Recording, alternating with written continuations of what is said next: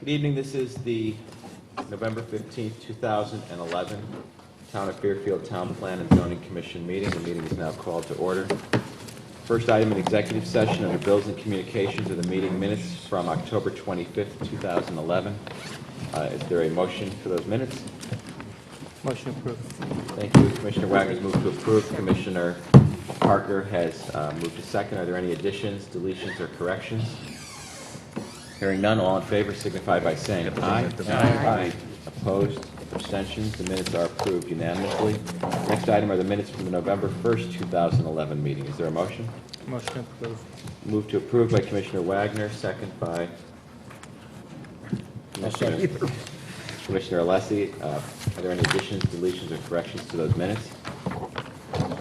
Abstain. Thank you. Commissioner Suter indicated he will be abstaining on those. Hearing no additions, corrections, or deletions, all in favor signify by saying aye. Aye. Opposed? We have one abstention, Commissioner Suter. Minutes are approved. I want to thank whoever got the microphones working for getting them working. I don't want to jinx that. Don't jinx it. I don't know. Yeah, Unless the light doesn't work, so the microphones Well, work. you- Yeah. They can hear us, we can't Can't see see what we're them. doing. It's mutually raining exclusive. outside. That's the key. Next item on the agenda is Greater Bridgeport Regional Council, a presentation on the regional plan. Good evening.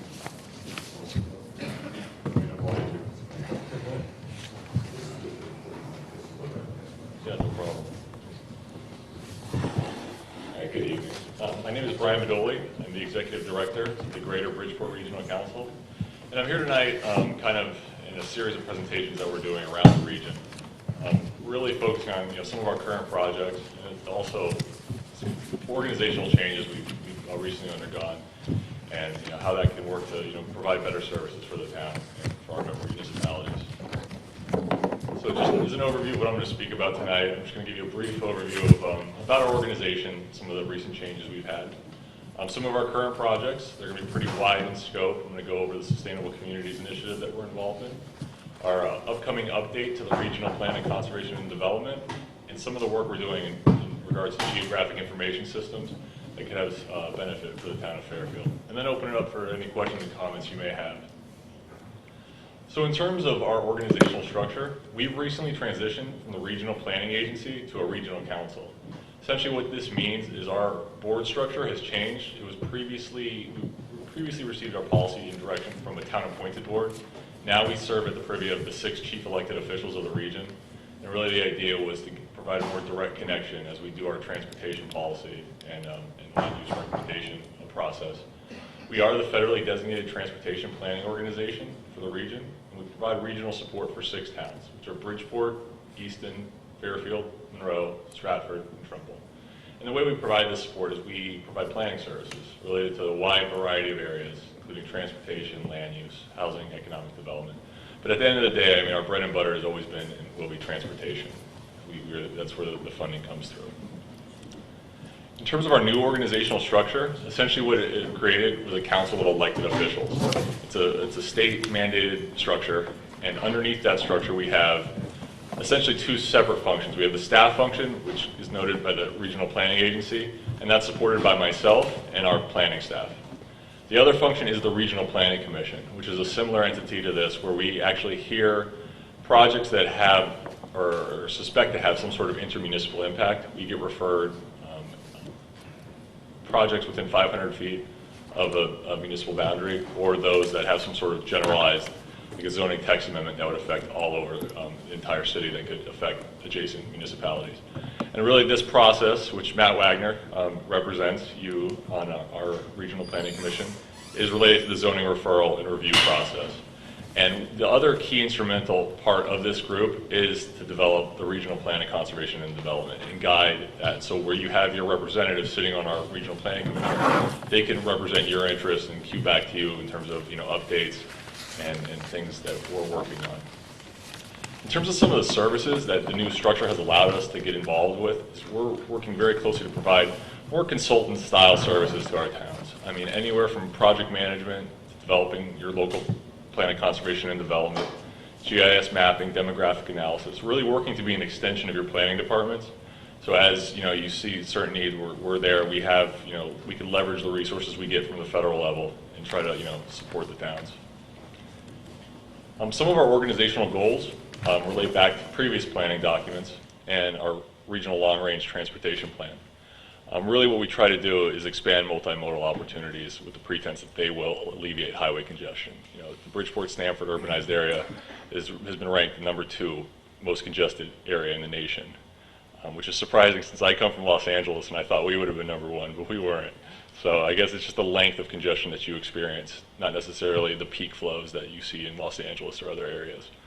And with expanding multimodal opportunities, we try to promote sustainability and growth management principles, really finding areas in our region that are appropriate to support growth and others that are appropriate for conservation. With the idea that if we can identify those areas, we can promote economic development, revitalization of urban areas, and improve our air quality and just meet our overall conservation goals. So I'm going to run through a couple of projects that we have. They're somewhat related, but really go to some of the long-range planning efforts we're about to embark upon. The first one is a Sustainable Communities Initiative. This was done through a bi-state consortium. I'll go over the projects and show how we're going to be using it to create a regional plan for sustainability. The partners that we're involved with, as I mentioned, it was a bi-state consortium, and it spans all the way from New Haven to New York City and then out onto Long Island.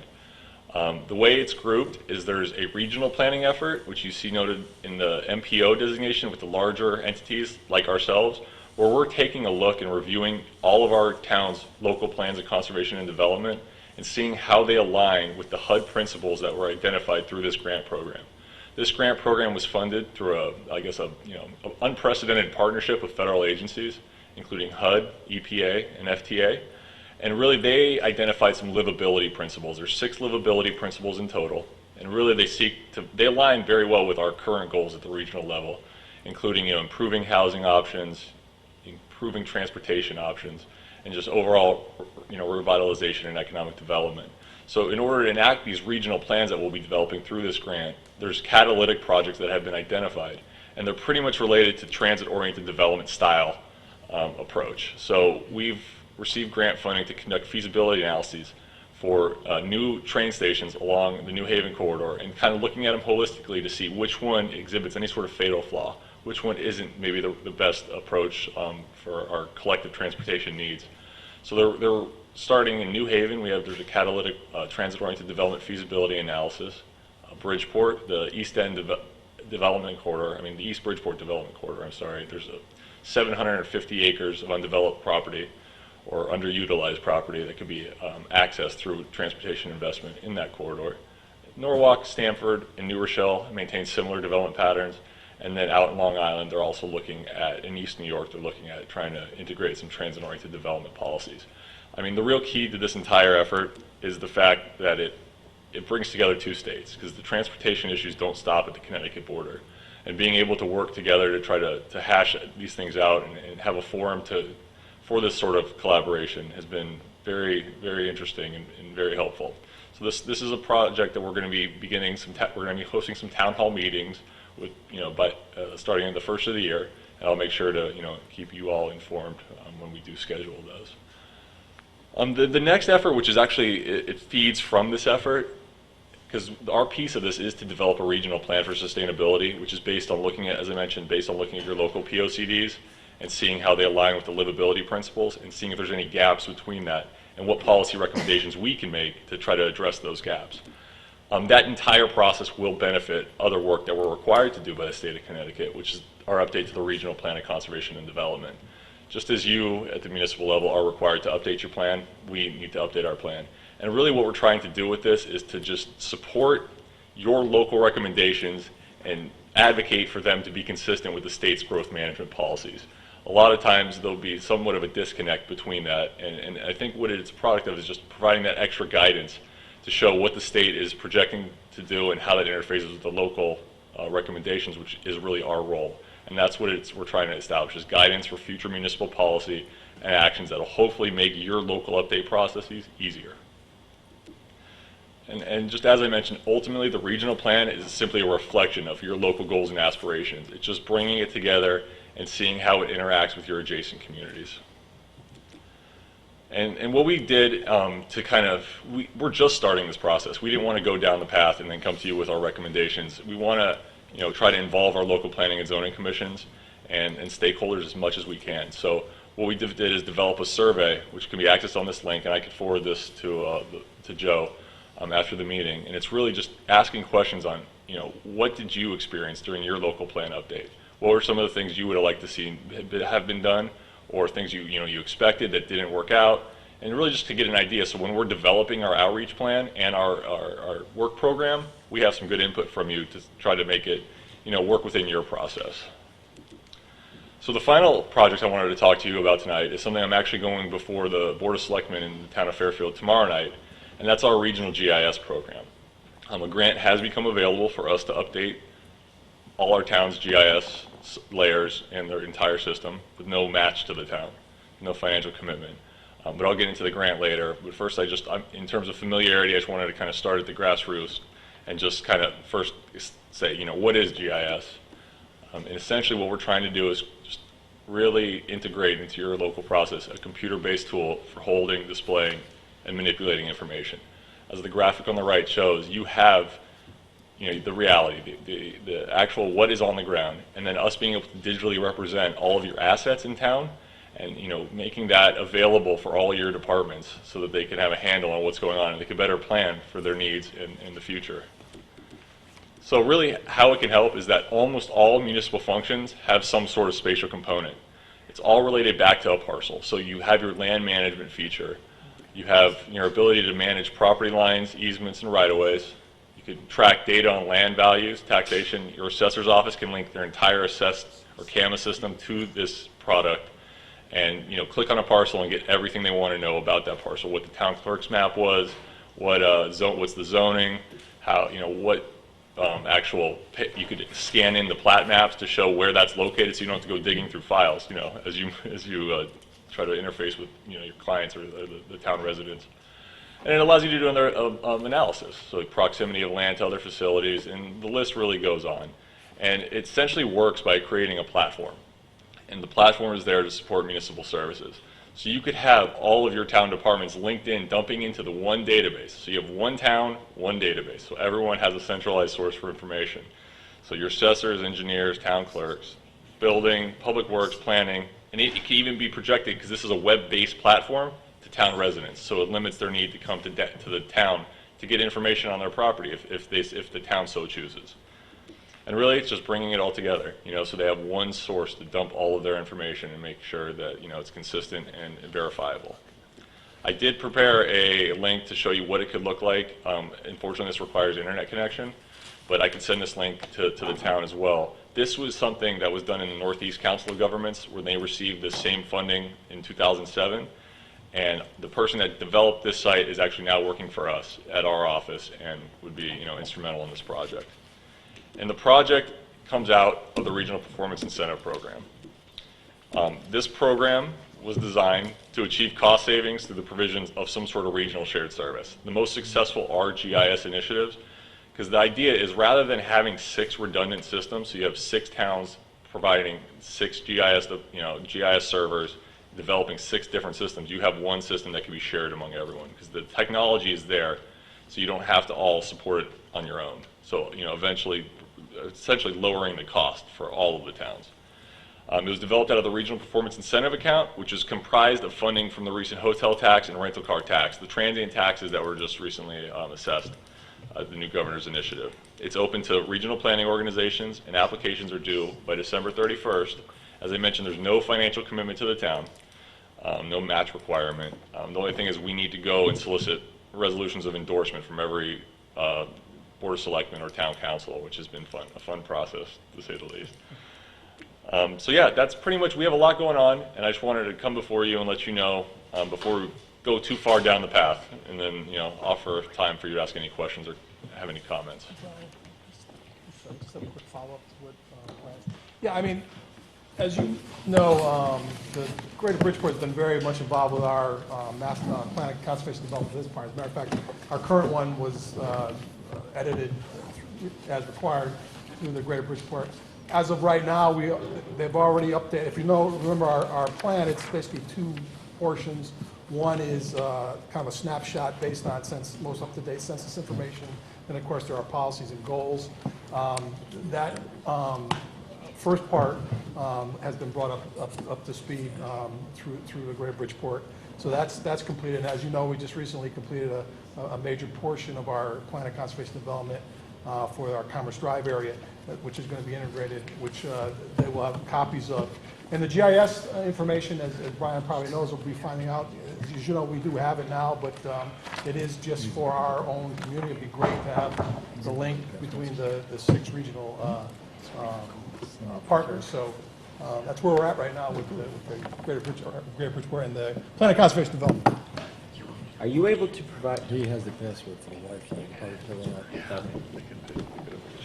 are you able to provide a copy of this PowerPoint to the staff to circulate to the commissioners so we can, call up the links, take a look at it ourselves? Yeah, certainly. We have a handout too. I don't know if you all received Yeah, it. we got the pen. And the other question I have is while we're setting up the Wi-Fi, we just went through the process, as you know, of the Commerce Drive redevelopment project, changing the zoning regs, and we had to retain a consultant for that. We're going to be starting with more planning within the next, month or so, including a segment of the Post Road, I believe, from Southport into Mill Plain Road, looking at that area. What resources do you have, does your council have that can assist us, whether it's staffing or, professional resources for that? You alluded to something Yeah. at the beginning. I mean, that's what you're entitled to, being a member of our organization. One of the things that we have been working on for the town is the bike ped plan. And we've actually issued a draft of that, and we're going to want to bring together the final, once we receive all the comments, and bring that before you to see what we can do. But we would be more than happy to help out in any way that we could. I mean, we're a full-service planning house, essentially similar to what a consultant can offer. We have the same technical capacity. The side is just the engineering, which we typically consult out, practical design of roadway improvements and things like that. Planning work we do. And is there a cost to us for the planning work, or is that included in whatever fees? Yeah, you pay member dues. I mean, these are resources available to you. That's what we just want to make sure we come out to offer them. Commissioner Parker? Is this the system that Trumbull's using? Are they- GIS system? Yeah, It's similar. it is similar, not the same, huh? It's basically the same. Same. Just, they went and procured a consultant to do this, and they bonded for these improvements. We're Okay. going to be doing it through this, hopefully through this grant if awarded. Your GIS, I think, was developed mostly in 2000, around that time. Correct. And we're looking to get a 2013 flyover and pull all new planimetric features out. So your, utility standards, your sidewalks, your pavement width, your, all the assets that the town has, we can pull from the aerial imagery and provide you with layers. Well, that- And doing it on a regional basis, the benefit is, development doesn't just stop at the town line. So if you have an internal GIS system, you'll be able to see what's going on at the municipal boundary. See what the zoning is over there, and just for informational purposes. Does it work? Yeah. Okay, great. I can link right to it. I can show you what I'm talking about. The system I'm going to show you was developed for the Northeast Council of Governments. Thanks, Matt. I've seen it, and I think it's really cool, so I wanted to make sure you could get in there. Well, my password was hidden, right? No, whatever. Anybody that,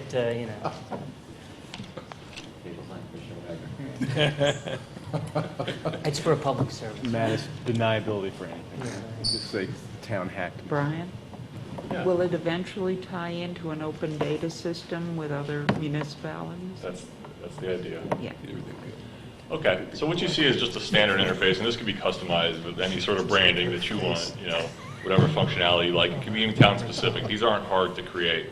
But what it allows you to do is do queries, based on an address, and pull up spatial information. This is in Northeast Connecticut, and you wouldn't believe, but our GIS planner actually comes from Brooklyn, so we allow a little bit of telecommuting to make that happen. But yeah, so you can type in, you can search by owner name, address, or parcel identification feature. Get an error message. Hold on, give me 1 second. Let me see here.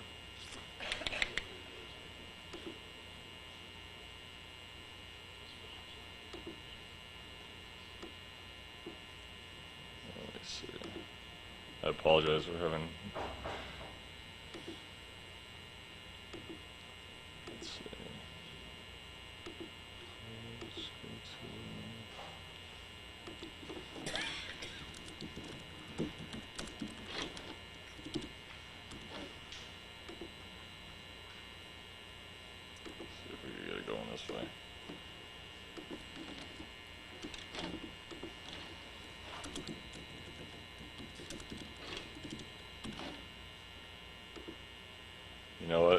having trouble today. Essentially, the way it works. Spell it out. Okay, here we go. You know what? I can show you. I can show you this way. Let's see here. Close this. Results. Okay, so basically, what you'd have. I mean, this source. You could source all of your street information. You could overlay the aerial imagery, which we would be providing a 2013 flyover of, so you can see all the different updates. And when you click on a parcel, what typically happens, which is not working right now, is you'll get a results page down here. But you could link it to any sort of information that you have in town that you were so inclined for, if it would just work. Let me see. So yeah, you could have pictures of the house, you could have the property card, the field card, whatever you're looking for to tie to. You could even tie whatever the parcel map that's tied to creating this parcel, so you have all the source data. You could put in your topographic feature lines. And really, if the query function work, it'll pull up the property card. So I don't know if you all have the vision appraisal system. It'll pull up, when you click on this parcel, if everything was working, you could click and it will have a little card, so you could actually source the property card, pull up any assessed value information on it. You could import zoning layers throughout the planning and zoning. And the difference is you currently have this in town, but this is hosted on the web. So you don't have to worry about it internally. We take care of all the back-end work, and then you could access this anywhere throughout. If you have access to an internet connection, you could access your land use, your land use information. And then there's a series of tools that we're going to provide too, in terms of abutters. You could, click on the parcel, type in, pull everyone within 100 feet of this, and it will actually populate address lists and print them out for you, so you can just, paste them on for your noticing requirements. So it's a fully expandable platform, and what it does is it just references the parcel information that we're going to also seek to update through this process. So going through and redigitizing your parcels based on the actual deeds versus just digitized assessor maps. So we're really trying to update it, and I'll send this link around once the functionality is restored to find the actual property card. But really, it's an internet-based platform that sources all of your information, and it's all updated for you. How long is that going to take for a town like Fairfield that has 20,000 plus homes with unique boundaries that have never been put on unless, does our GIS have our property boundaries already on the system? That's all been done? Yep. Yeah, you currently have parcels. There are certain areas that we could reference our DOT right-of-way maps and actually improve the accuracy of the entire parcel set. But you have a good starting point, so it's not the work is Who has access to our current GIS? I didn't realize as commissioners. We all do. So we can have access to that? Well, it's not on the internet. That's not on the web. That's the difference here is This will be what's open being up to web. proposed here is a web accessible. All What we the have now is departments are available. internally accessible, but it's not web Not publicly accessible. Right. accessible. Right. Which would be helpful for us instead of going to Google Earth or something when we're looking. Yeah, at frankly, sites it's from been a above. policy decision the commission's made to this point, but I think this is going to be helpful in expanding it so that you can get outside the internal departments. Presently, the engineering department has a position that's the GIS oracle, if you will, that maintains the local system. Is that how we generate the maps we use for zone changes, for instance, using that? No, system? the applicants are required to generate those, but we can generate any type of similar map for you. Because we don't generate them for them. Commissioner Barretts? Yeah, is there a way to do any kind of analysis or statistics on the parcels, like, if it captures our zoning information? Yeah, one of the things that we actually did, which is kind of for the Fairfield Bike Ped Plan, which you'll be exposed to, is we did a complete GIS-based needs analysis for the town. So the way we set that up is we took all the town's GIS information, and then we compared it to demographic information. So we basically took a process of what's called pedestrian generators. What's generating pedestrian traffic, which we make some assumptions, like people without cars, youth, elderly. We do a census layer of that. Then we do a census layer of attractors, which basically puts all your civic uses, your commercial uses, what's really drawing pedestrians there. And then we do another map of barriers, which is like lack of sidewalks, cul-de-sacs where they don't connect. And then we merge it all together and we can get hot spots of actual areas that are suitable for pedestrian improvements. So it's kind of a complex process, and I could do a whole presentation on it. But this information is hugely valuable for planning. Yeah, lack of sidewalks was something I was actually interested So in. you can analyze sidewalks, and then we can do a 1 mile or a half mile diameter around school sites to determine where we can add sidewalks as an alternative to busing kids because there's no sidewalks. Yeah, if your safe routes to school applications too, Right, which we exactly. process through our region, that'd be very helpful. It's really just getting a handle on what's out there, and being able to visualize it. Are there any other questions from any member, any commissioners or staff for that matter? No, I'd just like to say thanks very much. It's a pleasure working with both of you and everyone down at the agency, and this is a really nice presentation. Thanks, I appreciate it. And we thank Commissioner Wagner for being our liaison or representative on this commission. Great. Thank you very much. I'll try to silently pack up. Thank you. And take your time, we just have a few, we'll be in executive session for a little bit anyway, so don't worry. A few other items in executive session. The first item I wanted just to report on before we go on to the Roseville Terrace matter, thank you, is the 85 Pond Mill LLC Cinch Takeout Restaurant issue, just to bring you guys up to speed, your commissioners up to speed on that. As you know, when we originally approved the application for the restaurant, we denied them the illumination of their sign on the building. They put the sign up and illuminated it in any event.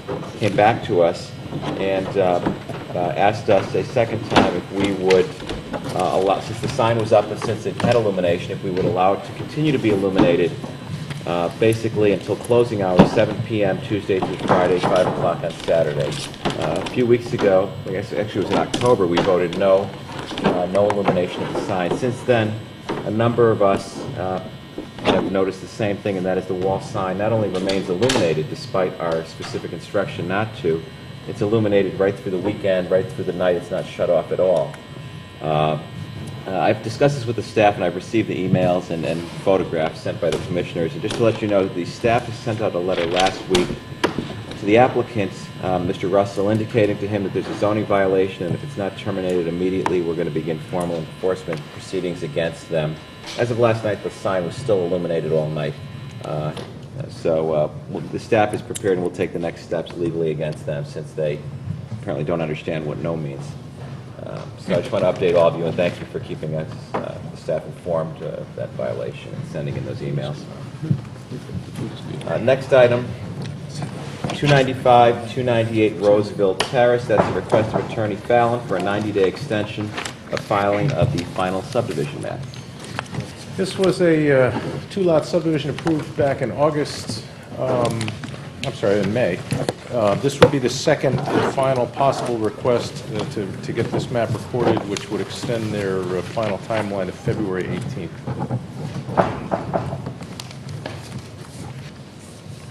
Thank you. Is there a motion on this item? Motion approved. Thank you. Commissioner Wagner has moved to approve. Is there a second? Commissioner Parker has seconded. Any discussion on this item?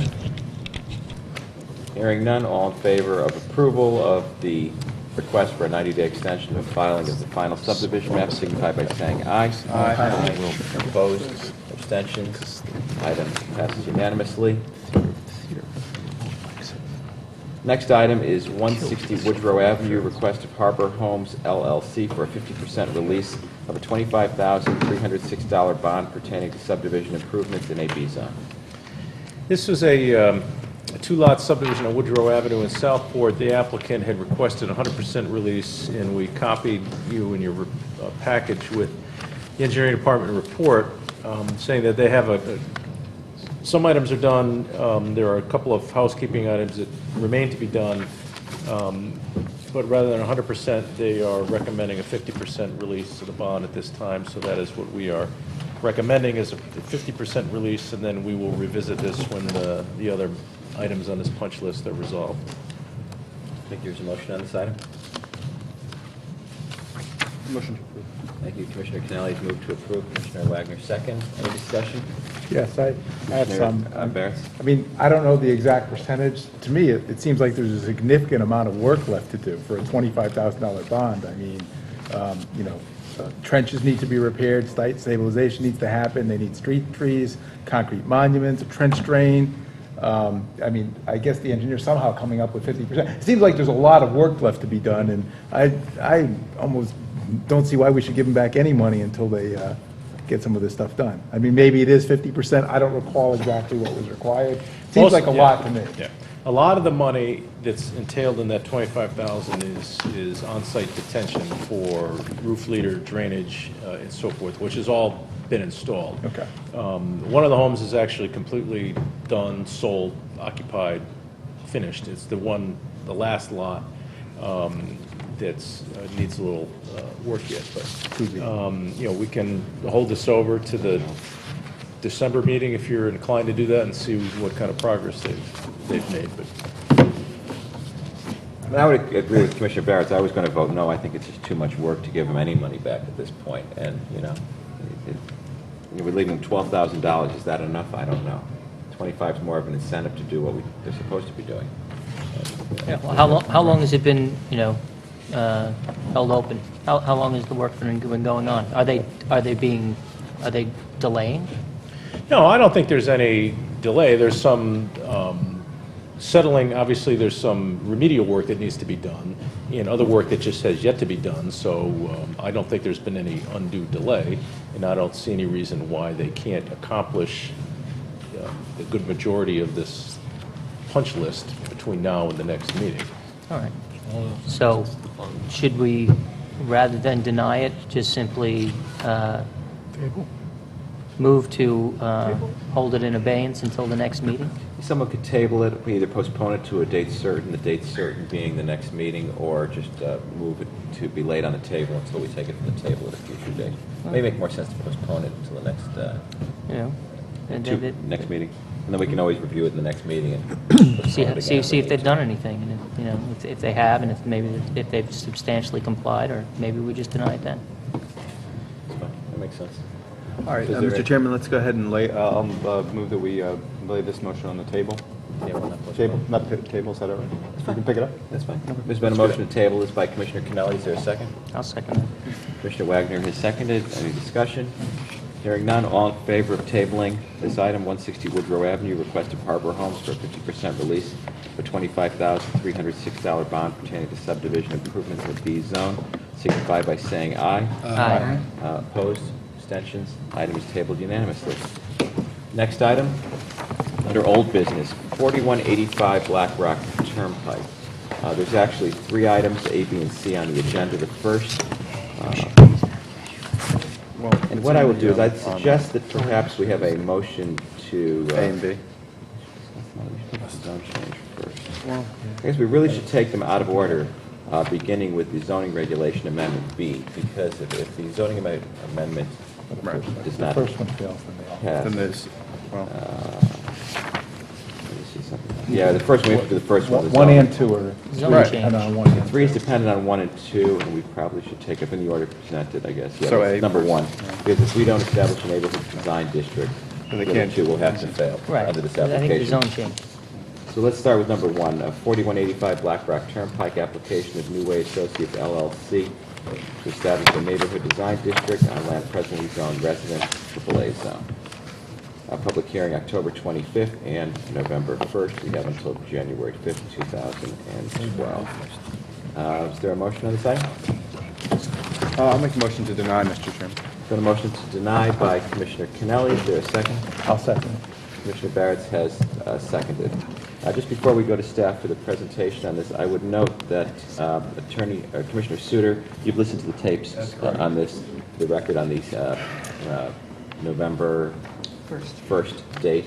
So on this items will be same commissioners, Barrett, Suter, Leclerc, Kennelly, Wagner, Alessi, and Parker. Okay. What I'm going to do is just, because this is there are actually 3 applications here, and it's a sequence of review and action that you have to go through. I'm just going to briefly go through the application, which was essentially all three applications were handled at one public hearing. So real briefly, as the chairman has mentioned, the first portion of this is a zone change application to establish neighborhood design district on land presently zoned residential AAA.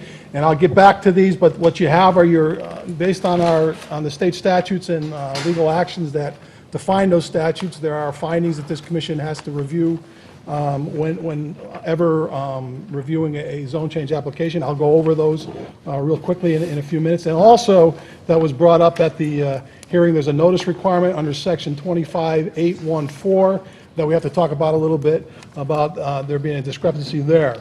The second part of this, or the second application, as the chairman mentioned, is a zone regulation amendment of section 1210.32. Essentially, it has to do with the commission right now has parking requirements that are required to be either behind or on the side of a structure. The proposed here is the commission is to give the commission the ability to adjust the off-street parking space location based on certain criteria, as long as the adjustments preserve the purpose and intent of the regulations. And again, of course, the third portion of this, or the third application, is a special permit application to establish or to construct a two-story medical office building. Issues that were discussed at the meeting had to do with design issues, section 12764, requiring a side yard setback of 30 feet. And I will, when applicable, again, go over that. So again, real briefly, what we have here is a piece of property that has several existing buildings, greenhouses, and a parking lot associated with the plant factory, or what was the plant factory, a retail garden supply and plant nursery outlet. The application here would propose to consistent of a demolition of the existing structures on the property and to construct, as I mentioned, two new medical buildings with parking beneath, drives and surface parking, drainage, and grading. Proposed building one is a one-story building, 15,000 square feet structure, and the proposed building two is proposed to be a two-story building totaling 18,400 square feet. So, again, as I mentioned briefly in the beginning, this process is a sequence of applications and actions, and the first one you would be reviewing is the zone change application. Now, as I mentioned to you before, our statutes identify certain findings that you need to review, and I will list them right now for you.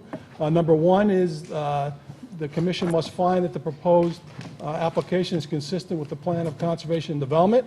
Number two, time, experience, and reasonable planning for contemporary or future conditions must indicate the need for the proposed zone change. Number three, circumstances in the neighborhood have changed substantially enough to merit the requested zone change. Needs to be a finding. Fourth finding is it must be demonstrated that the proposed zone change is warranted and would serve the general health, welfare, and safety of the town of Fairfield. Number five, the proposed zone change should promote a level of development that would serve to protect property values in the neighborhood and enhance the community. And number six, the proposed zone change would not permit a level of development that would increase undue traffic congestion. Now, the last part of this I want to mention before you go deliberate your action on this is, as part of the hearing discussion, there is a section of our regulations having to do with notice, which is 25814. Where the state statutes requires a 200-foot radius for notice, however, it does allow planning and zoning commissions to increase that, and our section 25814 does require 500-foot radius. The applicant did submit a 200-foot radius notice list. What we did is we double-checked the area, and in fact, there were 5 properties that were missed on that list. So essentially, the notice aspect of this would be neglected or would be missing those 5 properties. So again, I'll stop there. That's your first action on this. It is on the zone change, reviewing those 6 findings I mentioned, and also to deal with the fact that the notice did not go out to 500 feet. Thank you. Just one comment on the 500 feet. One thing we may want to consider, if the commission is inclined to disapprove this, we should probably put into the record the reasons disapproving, including the 500 feet. If the commission's inclined to approve the zone change, we'll have to deal with the 500 feet. And perhaps if we're inclined to approve it, one way to look at this is to disapprove it with the only reason for disapproval on the record, the 500-foot issue that we have, so the applicant can come back and there's an understanding that it's a 500-foot notice issue. But if we were to disapprove this on other reasons other than, or in addition to the 500 feet, the record would be clear, so the applicant would not file necessarily all over again, thinking it's only 500 feet when really it is other reasons. If you follow that logic, it sends a better message, I think. It makes it clear than just saying, no, you didn't violate. You violated the 500 feet. Applicant will provide a new 500-foot map, come back, the public has to come out for the same hearing one more time. And then if we vote no for it at that time, we've spent a lot of time for something we could do tonight. So I would just suggest that if we're going to vote no on procedural grounds on the 500 feet, only we treat that a little differently than if we're going to vote no on a number of issues. Thank you. Does anyone wish to? Commissioner Kennelly, thank you. Mr. Chairman, thank you. You know, normally this commission, when we enter, for the most part, I would say the majority of the actions we take will be started with a motion to approve, but tonight I've actually begun with a motion to reject the application. The reason being that I think it's important to send a message here regarding this application broadly as we use, or I ask to use, our legislative authority to do some very significant things. I'm not going to talk about item B related to the loosening of parking restrictions for neighborhood design business districts right now, since we're just going to focus on A. And in this case, simply the idea of whether or not item A, which is to ask that we make this zone change, this enormous expansion of the neighborhood design business district in this area. And I think that hopefully my colleagues will agree that it fails the test of item 1, which is a consistency with the plan of conservation and development. This area particularly, one could look at it and say that it could be governed under the plan of conservation and development by Greenfield Hill, Hoyden's Hill, or St. Mortar. It actually kind of meets, those three areas meet, but the area that it's probably most identified with, but also the area that would be considered the most liberal for these kinds of changes would be St. Mortar, Blackrock Turnpike. That's 11.3.6 on page 38 and 39 of our plan of conservation and development. For the St. Mortar Blackrock Turnpike area, the plan of conservation development states the following: the integrity of the neighborhood design business district should be maintained by continuing commercial uses of a neighborhood scale and residential mixed uses. I think that anyone who looks at this application, a structure that will be twice the size, if you just went on, you didn't talk about the parking garage, if you just simply said the 35,000 square feet of office, this would be twice the size of the Hi-Ho Motel. The traffic engineering study that was provided to us guessed that 40% of the vehicles would come off the merit, but both the chairman and vice chairman, who are longtime residents and public officials here, were quite skeptical of the idea that any local, or very few, that any of our local residents were going to hop on the merit to choose to come to this proposed facility. So when I look at this from simply the idea of it being a neighborhood, of the uses of a neighborhood scale, I mean, it's not. It's clearly designed to attract folks from out of town to come to this locale. Also, under the section looking at this in our master plan, encroachment of commercial zones into residential areas should be discouraged. This particular area, in my view, you know, I run there, I bike there. It's already under threat. It's already under tremendous stress. And the stresses, to a great extent, come from its proximity to the Merritt Parkway. This particular kind of design is particularly going to add to that problem. Commissioner Alessi did some back-of-the-envelope calculations where he noted that at least 600 cars would be added. Now, there was all sorts of talk about when the peak flows are and all this kind of business. But I'm not going to debate the issue of item 6, undue traffic congestion, except to say that beyond simply wait times, which is the one statistical sort of rubric that's offered, there's a host of other factors related to traffic congestion that impacts folks, not just in their cars. pedestrians, bicyclists, families with children just trying to get around. And it's fairly clear that this kind of an influx of vehicles is going to be very much problematic business in that area. So you have what essentially is not a neighborhood design business district. This is not a building that would be this enormous is not meant for the neighborhood. It's meant for the region. This is a regional institution. And it's nicely designed, and I often think when I get these emails from folks who get very frustrated with us because they hear us talking about what kind of glass will be used in the building, when we ask questions, we aren't there to argue with the applicant. If the applicant wants to steer their presentation towards the design elements, et cetera, we'll ask questions about that. But the broader issues, to me, are fairly clear.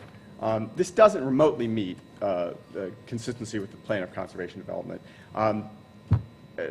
Traffic congestion, as well, is a real problem. And I would say that bringing a mass of new cars into this area through the merit is bound to hurt property values in the long run.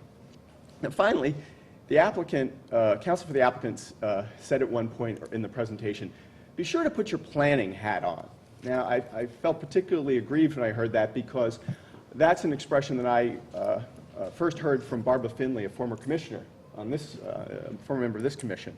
But when she was saying put your planning hat on, she wasn't talking about these kinds of take it or leave it applications where either take what we're going to give you or it could be a lot worse. In fact, when he was when the applicant's attorney talked about putting my planning hat on, I sort of remembered that show F Troop from the 60s where the sergeant would slam Agorn's hat down over his head and crush it after he'd done something kind of foolish. And I think that would pretty much what we'd be doing here if we were putting our planning hat on and approving an enormous regional medical center, one of the largest office buildings we'd be building in Fairfield, by expanding dramatically a neighborhood design business district. Now, I know that this is the last thing, I don't mean to go on too much, but I would say this.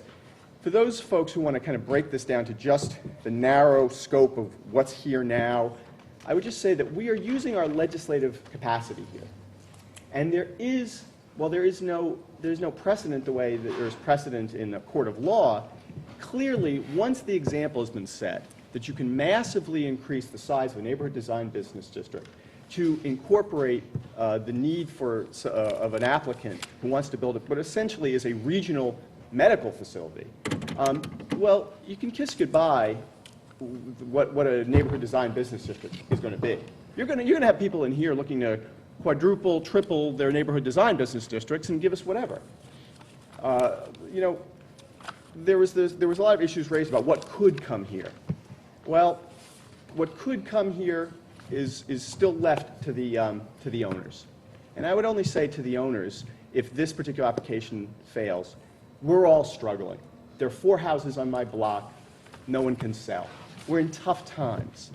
But the last thing we should be doing in this commission in tough times is slacking in a very troubling way our design standards in the name of hoping that we can satisfy something that will help an applicant exit from the town. This applicant has been part of the community for decades, and we're pleased they've been there, but they've also been served by the customers. They've been a good taxpayer, but they've also been served by the community who embraced that business for many years. And I would just say that if my colleagues join me in seeing that this should fail, that the applicant think again about what could go here. Something small and attractive that fits the zone would be appropriate. It isn't the worst thing. Someone threw out the idea of the possibility of some sort of small group of stores or something like that, that would serve the local populace. I doubt highly that hundreds of cars are going to try to get off the merit at rush hour to buy a bag of chips and a soda, at something like that. If something like that appears, and who knows what it will be, that isn't particularly the end of the world. These other issues that were raised related to other kinds of housing and things, that isn't what we're discussing. What we're discussing is, do we want to dramatically increase a neighborhood design business district to make way for a regional medical center or a facility? I don't think so. I think it's a terrible precedent, so I hope my colleagues will join me in supporting the application by voting yes to reject this. Thank you, Mr. Chairman. Thank you, Commissioner Kennelly. Commissioner Barrett? Yes, I'll join you, Mr. Mill. taking the first application to establish a neighborhood design business district, the rationale that was given seems to be just to enable this project. There's nothing in our plan to expand that particular neighborhood design business district or any. And I would say that that particular, the project as presented does not meet the purpose in 12.5 of the neighborhood design business district to primarily serve local neighborhoods and be consistent with the purpose for which the district was designed. So I don't think it meets the fundamental test. There's no rationale for a 35,000 square foot medical office building to be approved there. I'm not suggesting this is a course of action, but if truly, if such a building were to be built, it should be zoned a design commercial district. That's where 35,000 square foot office buildings belong. I know Mr. Went may disagree, and we might have some difference of opinion on that, but I'm not even sure. Again, I'm not sure. I'm not saying that it is even a permitted use. If we look in the neighborhood design district, this is under section 12.5.2, business and professional offices. And again, our regs are very explicit. If they're not specifically permitted or denied. If you look in our commercial zone, the business and professional offices are one use, medical and dental clinics are another. Medical and dental clinics are not stated in our neighborhood design business district reg, therefore they're prohibited. Whether this is a clinic or a professional office, I think we might need to tighten up our semantics. It is true that we have allowed them in the past, but certainly nothing approaching the size of this building. So I would even question whether it's a permitted use in such a district. Just to clarify a couple things that was stated on the record, or some of the public asked about that, because I have some background in this. When we denied Walgreens, we could actually talk about that now, because I think all the legal challenges are completed with that. One of the reasons we denied it was it did not meet the purpose of the district. Another one is it didn't meet some of the specific uses allowed. After that, Mr. Green, the attorney that we heard from, and some residents proposed some changes to our regs. We did not adopt those changes, but we took it under advisement and adopted our own, somewhat based on that, dealing with formula businesses and also dealing with the size of buildings. And this was mentioned by one of the residents. And in specific sessions, we eliminated the size of the building to 4,000 square feet. Admittedly, we did not with regard to business and professional offices. So I will say that our regs, if you wanted to put a business or professional office in the district, there's no restriction that it can't be 35,000 square feet. I will, not yet. I just question whether this office is even You just have to allowed. triple the size of the district. Yeah, right. Yeah, exactly. So that was just something that was brought up by one of the neighbors, and if you look in there, 4,000 is referenced in a number of sections, but not there. So I just wanted to clarify, since I remember when we changed this. I'll be brief, wound up. I know we're not going to get to item 2 and 3, or I'm not sure if we'll get to item 2 or 3, but I would have issues with changing the regs, the commercial regs, which we recently adopted. I think they're relatively new. We gave ourselves discretion in some. I don't, the section they want to change has words like shall. This shall be this, and I'm not sure we need to override what the commission just did a couple years ago. And I would have many issues with the special permit if we got to that in terms of traffic, let alone the notice issue, the lot line. So for many reasons, I would support the motion to deny. Thank you, Commissioner Barretts. Is there any further discussion by any member of the commission? Commissioner Wagner? Thank you, Mr. Chairman. I won't belabor the points already made, but I would like to add that I don't believe that a showing of need has been made. There was some discussion, some evidence presented and some discussion, public comment about vacancies in the town for medical office buildings. I don't believe that the applicant made a sufficient showing to comply with the regs on a sufficient need for the size and scope of the medical offices that they were seeking to, a showing of need to change the zone for the purposes that they were putting forth. They are required to show that the circumstances of the business district and the surrounding community has changed to warrant the request for the zone change. I don't believe that there was any showing in that regard either. The question surrounding traffic that Commissioner Keneally raised, I think is a little bit different from your typical traffic study on a typical application, where the standard is that there will be, not a substantial impact on traffic. Here, the words are different. The words are that there will be no undue traffic issues. And I don't think it's just anecdotal.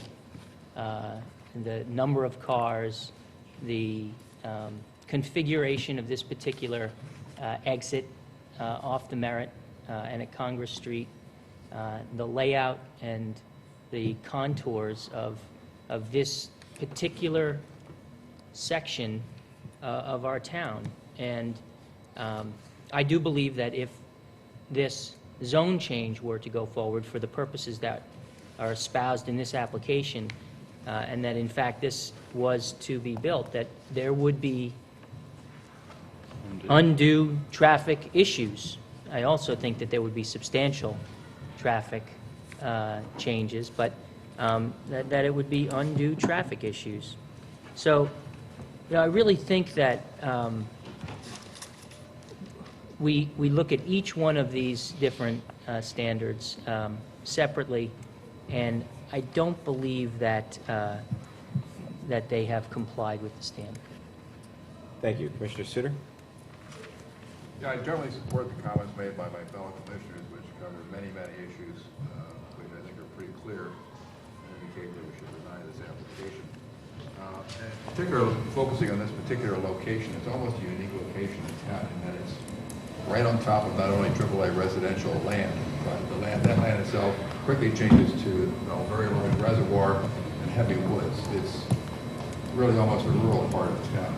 And I don't think there's any argument you can make that there's a real transition of any kind there. It's a very abrupt change from what is a very small commercial district, specifically a neighborhood design commercial district, the smallest that we have, and has been there for many years. The Idaho Hotel, I'm sure, has been there for 60 years.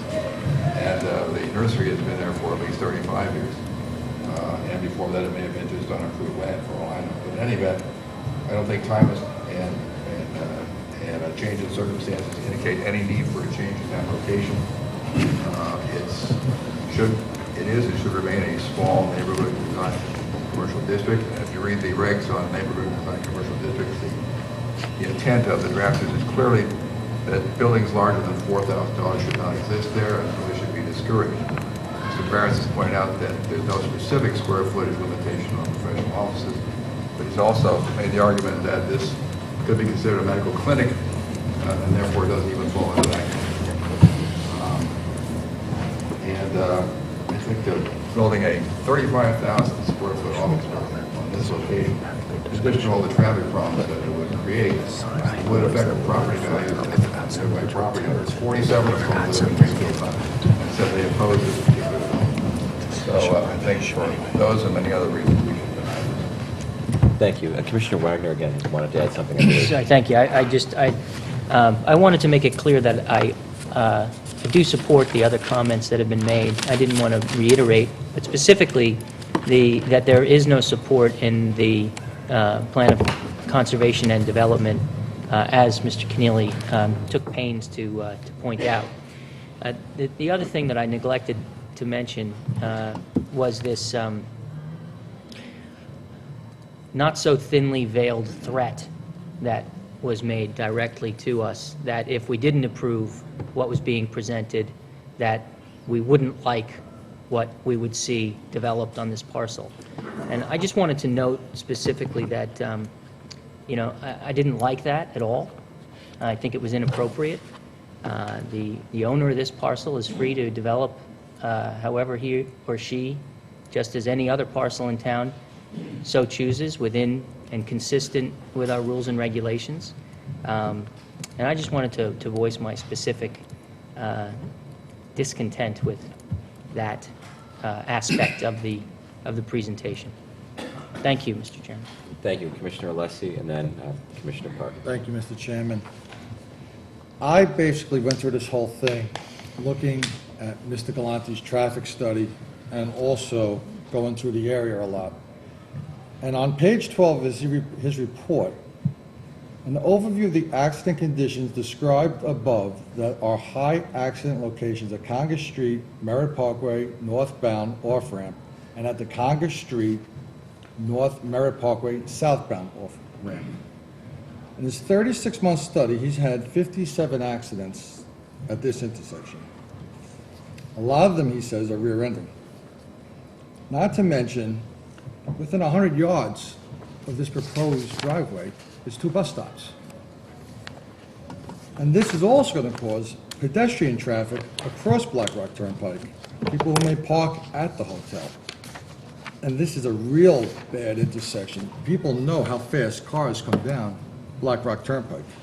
And now we're going to add kids into the mix of this thing because of the houses that are so close to the proximity of the building. There's also other issues I don't think we've been told about this building. We don't know if a radiology office is going to be there. We know in Fairfield, the office closes at 11 o'clock at night. We know we have 24-hour, 7-day-a-week clinics in there. We don't know if this is going to be available in this building as well. I don't think Fairfield wants to become Norwalk or Stamford. We've seen this too many times. This commission has been approached down on a post road, and Mr. Green is well aware of this, where we keep seeing buildings that are 10 pounds trying to go in a 5-pound bag. And I don't think this commission wants to change the way this town looks. It has a character to it. And I don't think we want it to become a city. I also feel that this project will be detrimental to the surrounding neighborhoods and absolutely does not, under 25.7.7, harmonize with the area, and I will be voting against the whole thing. Thank you. Thank you, Commissioner Parker. Yes, I'm in agreement with all my colleagues. I'm particularly in agreement with Mr. Wagner. This is an issue of scale. It is not about dollars per square foot. It is not about affordable housing. It is about scale. The purpose of this district is to provide local neighborhoods with needed and desirable convenience goods and services in a manner which will not be detrimental to the surrounding residential areas. 12.5.1, 12.5.3, 12.4, 5.4, 0.7, 0.8, 0.9 all refer to 4,000 square feet. I think that this is the scale that the drafters of the regulation had in mind. 12.5.2 does not specify 4,000 square feet, but that scale is certainly implied, not 35,000 square feet. For years, the plant factory, now in decline and disrepair, was a lively, active business where people gathered to select their spring plantings and the poinsettias that would grace their winter tables. They browsed the upper greenhouse for hanging plants. They stocked up on feeders and food for wild birds. They got advice on all matters of plants and pets. People bumped into each other. They exchanged a few words, agreed to get together soon, and passed on small bits of information about their mutual acquaintances. It was a place alive with activity. It was community. It was on a human scale. I miss it. I will not support the proposed project. Thank you.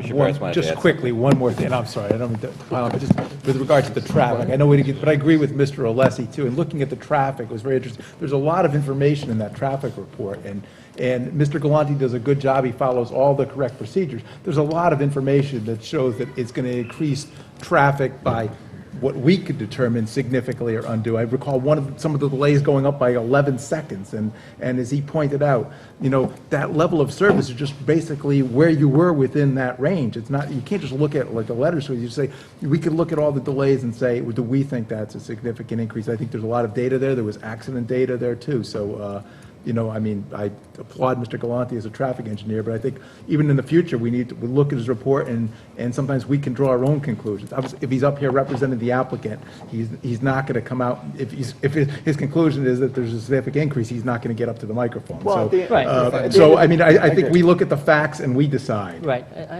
Sorry. But Go ahead. I think your point is that as an expert, he is being called upon to provide his opinion based upon the facts presented. We do not need to accept his opinion as presented. We can independently review the facts and come to our own conclusion in the specialized body that we are, that indeed we think it would be a substantial impact, notwithstanding the fact that his opinion is that it wouldn't be.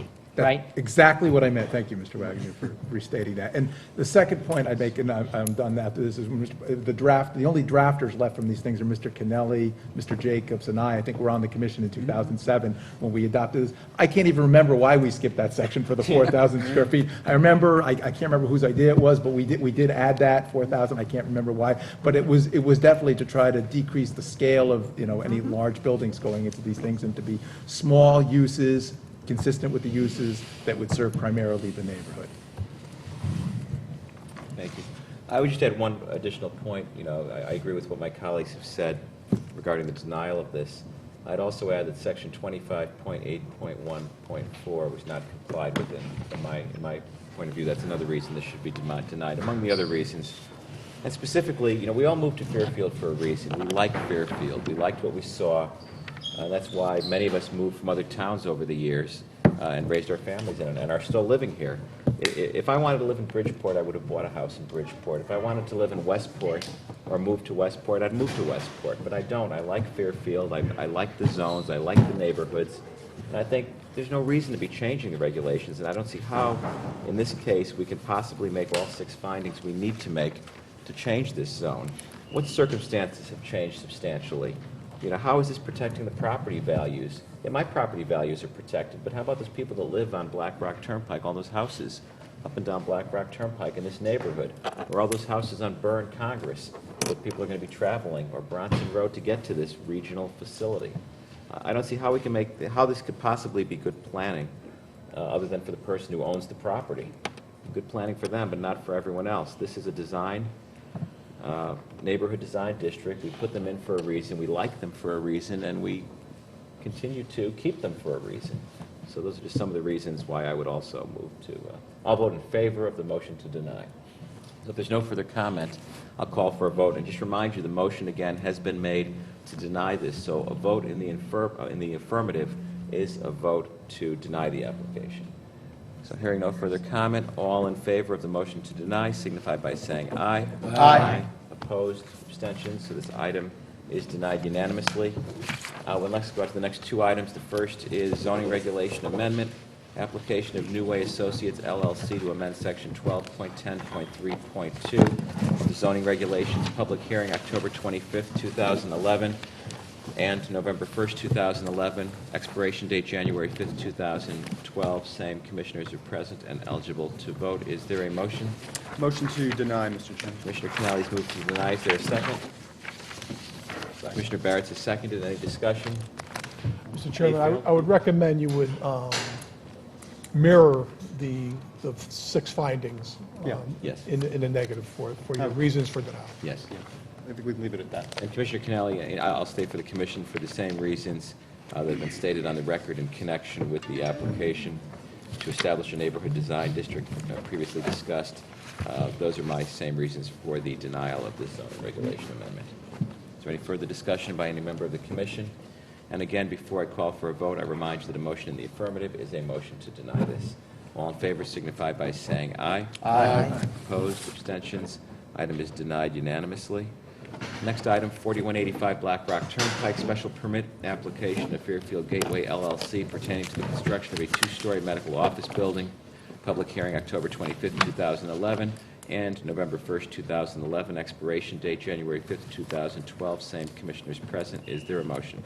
Motion to deny, Mr. Chairman. Motion has been made to deny. Is there a second? Commissioner Barretts? I'll second it. Is seconded. Is there any discussion on this item? I'd like to bring something Yeah, up. I would Commissioner too. Alessi. Mr. Chairman, thank you. I just like the applicant to be aware that these type of buildings are presented to us on a regular basis. And on a regular basis, the commission denies them. And the residents are not happy with these big structures going on small pieces of property. And like the chairman said, and like I had said before, I don't believe the people of this town or this commission wishes to change the landscape of Fairfield and the neighborhood and the community of Fairfield. And I just hope, before applicants bring these things to this commission, that they keep that in mind, how the commission is thinking and how the residents of the town are thinking. Thank you. Commissioner Wagner? So I just wanted to say that I really appreciated the design of this this building. I thought that in another place, in another time, that the architectural plans were very well presented. I thought that Attorney Fallon did a nice job in walking us through, all of the physical features of the design, the site plan, and et cetera. But I'm going to vote to deny the application item C because it doesn't meet the zoning requirements, which have now been denied, which have not been approved. This is a neighborhood business, design business district that calls for parking in the rear of the building, not in the front. This has parking in the front. And for a number of other reasons which overlap with the, discussion that we had before. But I just wanted to make that clear. I thought that Mr. Franzen did a very nice job in terms of the design of the building and its aesthetics, and that should be noted. Thank you. Commissioner Canali? Yeah, I really wasn't, I was going to let this go, but, I would say this. When the presentation was finished by the applicant, I used the phrase, "Oh, wow." And I will tell you, the reason I did was because what I was thinking at that moment was, I wish that my neighbors who are trapped where they are and have 3 boys and 1,700 square feet or something like that, could have these spectacular, lawyers and architects come in and figure out ways that they could move the regulations around and build spectacular buildings, but they're stuck with the current economic situation they're in. So, it was a very nice design. But was it remotely appropriate to build, and when we got tons of medical office space already? No, it wasn't. But that's what bothers me. It's the issue of fundamental fairness. These regulations have to be applied townwide, not just for the people who have dream teams, who can afford to bring in a great architect and the big lawyer and everything else. It has to be for everybody. We're all stuck right now. We're going to work our way through it, and the best way we work our way through it is together and not doing things like what Mr. Alessi said, which is trying to jam these 10-pound bags of bologna into 5-pound bags because they think, well, this is the time to strike, because you better approve this or God knows what will come down the pike. And that really annoyed me. But I am in agreement with Commissioner Wagner that, was it a beautiful design? Of course. Was skillfully presented? Sure. But is everyone getting that opportunity to change the regs so they can? No, they're not. So let's keep that in mind as well. Commissioner Barrett? Mr. Chairman, if I could just articulate what I believe to be the reason for denial. The land is currently zoned AAA, so it just does not meet the zoning requirements. So it doesn't meet it. It almost by definition needs to be denied. So that's the rationale for Right. it. Yes. We have I mean, all your points are well taken. I thought it was a nice building too. Yeah, it's there, You but- can't put a nice building like that in a AAA zone. But that was my principal point, was that the others No, I failed. agree. Mr. Franzen does an outstanding job, and the presentation was fine. It was a great building on the wrong site. Thank you. Commissioner Suter? Just very brief, I just think there was a failure of imagination by the applicant. Somehow the Merritt Parkway was on the thruway. They're 2 different roads, very different roads, with very different structures bordering them for quite a few miles. And as someone said in the last hearing, if you go from Fairfield down to the New York line, most of the Merritt Parkway is a park. And I think it's important to both Fairfield and the other towns to keep it that way. Thank you. Any final discussion? Hearing none, I'll call for a vote. Again, reminder, the motion has been to deny, so a vote in the affirmative is a vote to deny this application. On 4185 Blackrock Turnpike, special permit application of Fairfield Gateway LLC pertaining to the construction of a 2-story medical office building. All in favor of the motion to deny signify by saying aye. Aye. Opposed, abstentions. Item fails unanimously.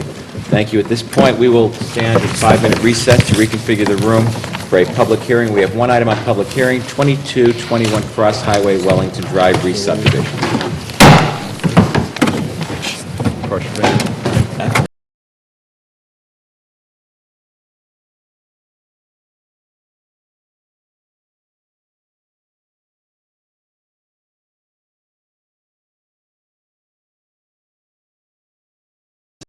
The idea of, don't game the Set with the TV? that crap. Okay. Turn the mic Here we back. go. Happens everywhere. Yeah, I agree. That's true. I agree. We're now back in session. This is the November 15th, 2011 meeting of the Fairfield Town Plan and Zoning Commission.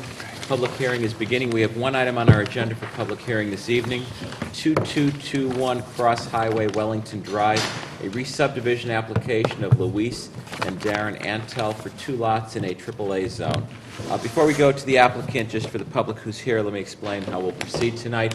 The applicant goes first. They put on their presentation regarding the application. The commission can ask any questions to them at that time. Once they're finished, we'll go to public comment. If there's any member of the public who would like to comment on this, at that time you can come up, tell us your name and address, and make any comments you have about the application. Once the public comment has concluded, we go back to the applicant. At that time, they can make any final argument. They can address any public comments, address any final commission questions, and summarize for us. At that time, we conclude the public hearing, and we typically vote at another meeting to follow. Attorney Jankowski? Even then. Thanks very much. We'd like to. Okay. And what are these that you're handing out? That's the original subdivision map from 1976. No, we, I think just for we've the already record, put that in the record, Charlie. we do have these. We don't need these. Oh, we don't? We've Okay. already received these. Thank you, though. Oh, right. And just for the record, we were handed a few minutes ago, these. We were handed a few minutes ago a new plan entitled Subdivision Map Prepared for Louise Jones Antill Cross Highway in Wellington Drive, Fairfield, Connecticut. It is dated August 29th, 2011, but if you look at the revision sheet, it was revised 11/11/11, quote, town comments, close quote. This is the sheet that supersedes the one that was in the packet, and I'm told by staff, Ms. Pooley from the engineering department had certain comments, 11/11/11, that I believe were incorporated onto this Where's that? in connection with her opinion. Are you These were just handed to us by the staff. I didn't get Yeah. Looks just like the old, It's, The one with the color? you know, it's got color, but if you look at the bottom where it has the caption, No, I- under revisions, look for the one with 11/11/11, and you can get rid of the earlier one Got that it. was mailed to Thank us. you. And then we all should have received by email from Ms. Pooley The comment? today, actually, at Yeah. 3:32 p.m., her updated comments that we can incorporate. There's 3 specific comments she did mention in the department. Attorney Jankowski. This I represent Louise and Darren Antill in regard to this application. This application is for a re-subdivision of what was Lot 19 on the original subdivision map. Property, there is an existing dwelling on the property, and the granting of this application would result in 1 additional 2-acre building lot. Property is served by city water and septic. It's in a AAA zone. If you looked at the original subdivision map, this house existed when the property was subdivided, and this lot was approximately 4 acres. And it was served by a 20-foot access way off of Cross Highway, which at that time served other lots. In the interim, some of those other lots have had access to streets that were developed afterwards. But what has also transpired here is that the applicant has gotten a 20-foot access for the existing dwelling to Wellington Drive. That's owned in fee by the existing house. So that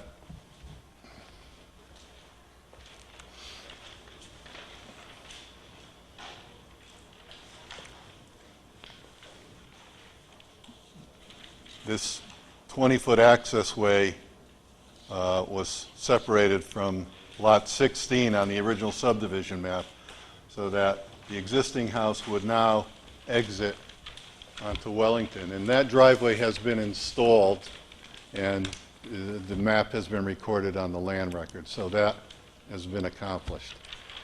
If this commission were to grant the re-subdivision, then the additional lot to the north would use the existing 20-foot right-of-way, and that would be in accordance with the subdivision regulations and regarding access to rear lots in a AAA zone. It requires a 20-foot access way, which would be done if this were granted. You have the revised plan, which Mr. Jane has done in accordance with Laura Pooley's recommendations, and he has upgraded that plan. The only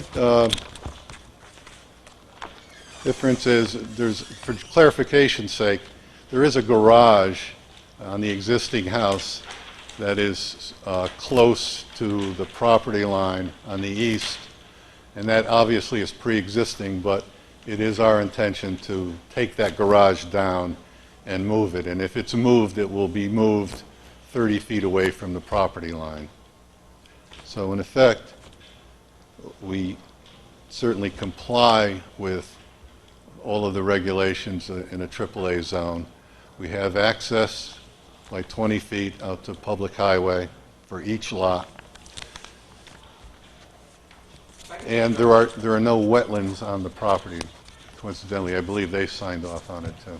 One question I have is, this is not actually, it's 2-acre zoning. You have 3.9 acres. How are you not in violation of our regulations by having 2 lots that are not 2 acres each? Mr. James will address that. Okay. I have another question. Commissioner Wagner? Sorry. I'm sorry. If I may. No, we have one second. Question for the Question from the Commissioner. Question about the driveways? Yes. The driveway from Wellington, it looks like it. Okay. Sorry. The driveway from Wellington, it looks like it enters the lower half, lower right-hand side here. And then, but the driveway doesn't look like it's connected, and that the shed and the garage are sort of... The garage will be removed and the existing driveways will be removed. Oh, okay. Obviously, because they come in from the other side. Yeah, well, They'll that's be removed. sort of what I'm looking at. So the driveway the plan then would be for the driveway to come up along the right-hand side of the property and then come around the front of the house there? Yes. And the garage, looks like the garage is going to be moved up a little bit? No, it's going to be taken down and a new garage will be built, which will be at least 30 feet from the side yard to comply with zoning. So Okay. that garage will be demolished. Okay, so on the plan itself, I'm looking at an icon that says relocated garage 10 foot from property line. Yeah, that has since been Revised further. been determined by the owner that it's not worth attempting to move the garage. They're just going to destroy it and build a new garage, which I don't think is germane to the application, but No, I'm sure But it's... where's the access? Yeah, I'm not suggesting that it is or it isn't. I'm just referring to what we're seeing on the plan and what you're telling us. Yes. So it's not going to be relocated. You're saying they're going to build a new one. That's correct. Is that going to be built in the same place that it appears on the Well, map? no, because you'd have to bring it up to code. Right. And it's not in code now, so it will be at least 30 feet from the easterly boundary. Okay. Would there be new plans submitted that would reflect that? Yes. Okay. I think that when you do that, it would be also good to show the driveway being removed and the new driveway, where the new driveway is intended to be installed. Yeah, I understand. If you look at the second sheet... Wait, Mr. Jane, you have to come over to the microphone because we're recording this. And then just identify yourself for the record, please, Mr. Jane. Neil Jane from Land Surveying Services. I'm a licensed land surveyor. If you look at the second sheet of the site plan, that will show, I believe it shows that some of the driveway is going to be removed, and it indicates the new driveway very clearly. This also, and this is what I was referring to, this also states relocated garage 10 feet from property line. Yes, So in fact, when we spoke to the owners, their initial intent was to just relocate the existing garage, but since then, it's not worth the effort. They are saying they're not gonna even put the garage.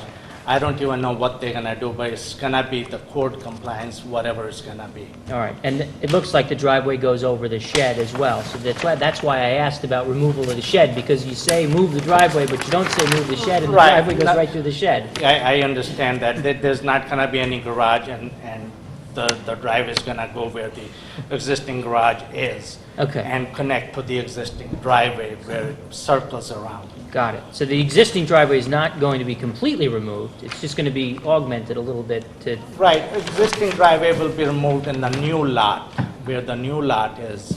As you can see, the existing driveway comes to the house, the new house, from the cross highway, and it is actually, the rest of the driveway will be removed, and I can even show you on this one.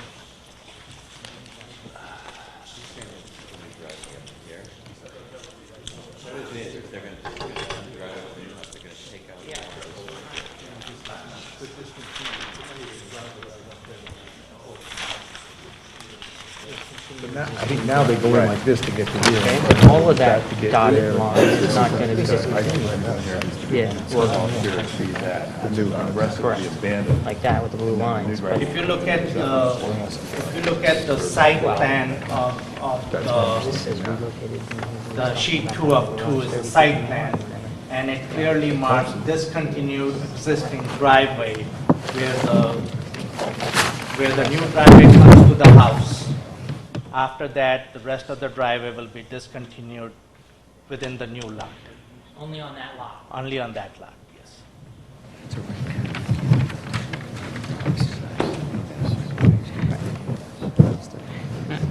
How far from the Merritt Parkway right-of-way is the boundary for the upper lot? Well, Barrett Parkway boundary line is Is the property is the line. property. So if the Merritt Parkway were to expand, Yeah, as it is, Merritt Parkway is actually over 300 feet wide. right, they own the right-of-way. Right. But if they decided to add There a will be lane, no way they can do that because there is a cliff of like 40 feet. From this property down to the road itself is about 30 to 40 foot drop. There's no way they can expand Merritt Parkway. And the edge of the Merritt Parkway Road itself is at least 100 feet away. well, is it buildable land then, if it's that steep? It's a state highway, I don't think anybody can build, except for the state, unless they want to put it on a slope of 40 feet. But that's on the state property. Yeah. None of the state right-of-way is within the property that he's talking about, though, correct? But it's right on the line. Okay, sure.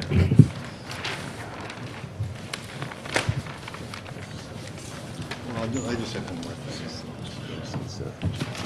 Lastly, in regard to subdivision regulations, in regard to providing open space, we've heard from Mr. Ross. Obviously, because of the 20-foot easement, or I'm sorry, the right-of-way and the easement, there's no way that the public could have access. And the assessor has determined that if this were granted, they would take a fee of $25,000 in lieu of dedication of open space. Did you get an answer to the 4 acre 3.98? Mr. Jane would like to talk about how much property we have. Thank you. Therein lies the...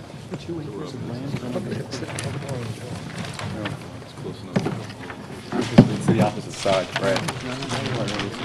If you, the tennis courts. Once again, my name is Neil Jain from Land Surveying Services. There are 2 lots per subdivision map 4537 that was dated February 25, 1976. Lot number 16 and lot number 19. Lot number 16, as you can see on the subdivision map, is 2.37 acres. Lot number 19 consists of 3.96 acres. That means it's less than 4 acres, so it cannot be re-subdividable. Since the owner of this re-subdivision owns both the lots, lot number 16 and 19, we decided to transfer some property from lot number 16 to lot number 19, and it was recorded with town clerk's office.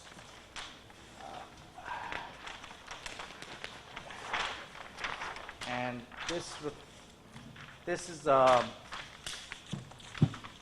is a property map of two lots, number 16 and 19. I know you don't have this map. I brought this just to clarify the acreage. And now lot number 16 is 2.2 acres. Therefore, lot 19 becomes over 4 acres. So when I did the re-subdivision map of just lot 19, and it has nothing to do with lot 16 now, lot number 19 is subdivided into two lots, and they are lot number 19A, which is 2 acres, and lot number 19B is also 2 acres. However, there are some irregular areas which is less than half the width of the required box, which is 200 feet. I have taken those areas out, and even then we made 2 acres each on the parcels. So is the area that was conveyed the driveway? Engineering confirmed the No, the driveway that you see from Wellington Drive Yeah. is after 2 acres. In other words, the parcel has 2 acres and the driveway is 3,466 square feet. If you look at the sheet 1 of my package, you will see the breakdown of, I call it irregular area because it is less than 100 feet wide.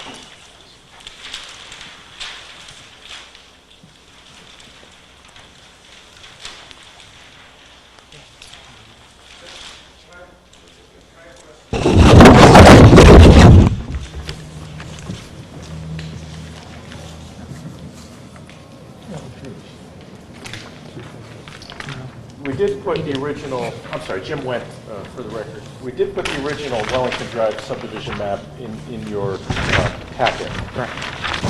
What happened over the years, Lot 19 and Lot 16 were combined into one single parcel for tax purposes. In September of this year, that line was put back on the map. We reviewed that with the town attorney to assure that the drawing of reestablishing of that line did not in fact require action by this commission. When that line was reestablished, it was reestablished slightly southerly of where it is on the original map. That's Mr. Jane was saying, whether 3.9 acres of the original lot 19 is now 4 acres because when that line was reestablished, it was moved further south because of the common ownership between lots 19 and lot 16. When it was reestablished, how many acres are left on lot 16? Over 2 acres. So we've created, by whether you're reestablishing a line or whatever we're doing, we didn't make any lots less than 2 acres. That's correct. Total acreage was way over 6 acres Thank you. for all 3 lots, if you want to put it that. Commissioner Park, I'm sorry, Yeah, Commissioner I Wagner. was there to examine the property, and I had a great deal of difficulty locating it, and since we didn't have permission to walk the property, I found a section that looked like it had recently been cleared and bulldozed. Is that what you're referring to as the driveway? Is that the beginning of the property on that side? Yes. And where is the other boundary? I mean, there's an awful lot of wetlands mixed in there. Is 16 full of wetlands? No. 16, the Yes. westerly portion of 16 is wetlands. Okay. However, not full of wetlands, it's just the bottom westerly corner. And we still were able to get the 200-foot square out of the Out of it. wetlands to comply with your regulations. Okay. And where, visually from the street, when you're trying to locate the property, it's very difficult. There used to be a carriage house. Is that the adjoining property? There's a pond in it, or is there one lot in between? Go- I have, No, is that your client? we really have no idea where the carriage house I'm is. not aware Okay. of carriage house. Okay, that's already gone. Okay. We might need stakes to locate it. What are you trying to locate? Well, to Driveway? find let's see. Mr. Jane, Western. have you staked this property yet? Have you put survey stakes out there at all? Yes, I have. Oh, okay, And they're there. where, I have, before we go there, Attorney Jankowski, do you have any objection between now and the time we vote, the commissioners going onto the site and walking it? Absolutely not. And Mr. Jane, where are the survey stakes located? survey stakes are between the new lot lines. In other words, I have put survey stakes on line dividing the two lots. So the line is north 57 degrees, 21 minutes, 17 seconds east on that line? 67 degrees, I'm sorry. 67, 21, 17. You've staked out the corners, the westerly and the I have easterly staked corners? out that entire line. Entire line, okay. And I have also staked out the bottom, the southerlymost line of lot number 19B. So the 74 degrees, 1 minute, 55? That's correct. Yes. Have you also staked out the northerly line of lot 19A, the, Merritt Parkway line? no, the one that's just south of the remnant of the wire fence, that line? North No, of the stone wall? that I haven't staked out. Actually, there is a very beautiful stone wall just to the south of Okay. Merritt Parkway So the line. wall's a good So you guide. will get a very good indication how that line is, but it was never staked out. Mr. Jane, you have a stone wall also drawn in on the easterly boundary, the 16 degree 746 line.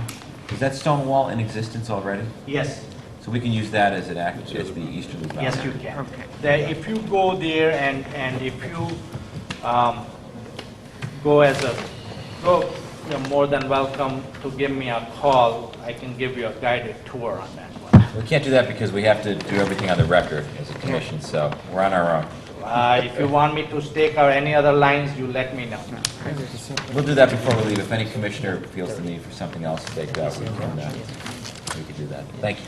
And what color are your stakes on this? Do you remember? Red. They're red? Orange, actually. Orange. Are they the wooden ones with the orange flags on them? Orange flag. There are a couple of things that I would like to go over on this site plan.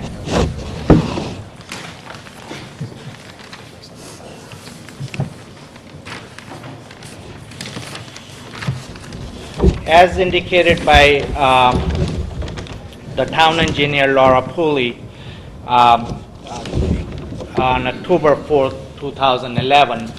I don't know if you have that fax. Do you have this? Yes. We do, Yes. Okay. There were 5 items that needed to be satisfied. First one was the testing, the test holes. And I can give you a little bit information on the testing. We dug those test holes for the septic system a couple of months ago, and especially on the lot where the drainage is required. The test holes, if you look at the test hole data on sheet 2 of 2, the test results came out very good on all those 4 test holes. We will be digging test holes prior to installing any drainage system for lot 19A, which is a new lot. It seems to be that there were no mottling, there was no water on the test holes that we dug. We dug like 84 inches. It seems like there won't be any water in the other test holes. We are assuming it's going to come out very good, but that can be conditional upon we will dig the test holes before installing any drainage structure. Then we took care of, she wanted to spread out infiltrators. We have done so on my second revision. The main important was to have some sort of a drainage system for the new driveway that will be coming from Wellington Drive. And we provided, based on calculations, we provided the Curtec units at the beginning of the driveway where the catch basin is. And if you look at the first comments from Laura Pooley on 10/21/11, it says that for the high level of overflow from the new drainage system that we have here can go into the Wellington Road drainage system. There are catch basins and there are manholes and there are below the surface of the road there is a drainage system that we can tie in the overflow from the driveway. So I just wanted to point that out to the commission that there is a town drainage system that we can tie in the overflow, only the overflow from the driveway. There is an option that Laura Pooley has provided us. So I'm a little confused on that. You've seen Ms. Pooley's comments from this afternoon, correct? yes, Right, because it appears that on her first comments, she's talking about tying into the town drainage system on Wellington Drive. Right. And then the third comment of this afternoon, it says all runoff from the driveway should be contained within the property and directed to the on-site system. well, that's Is why that- that's That's what I'm trying to get an understanding as to what's going on here. I'm That's a why I little wanted to bring that up to the commission, that, on the first one, we do have an option. Maybe she forgot to see her own comments from the first one, because she, I've been working here for the last 30 years, and over the period of time, she encouraged people to have overflow into the town system. And that's a very known fact. And maybe it was oversight on her second comment. I don't know.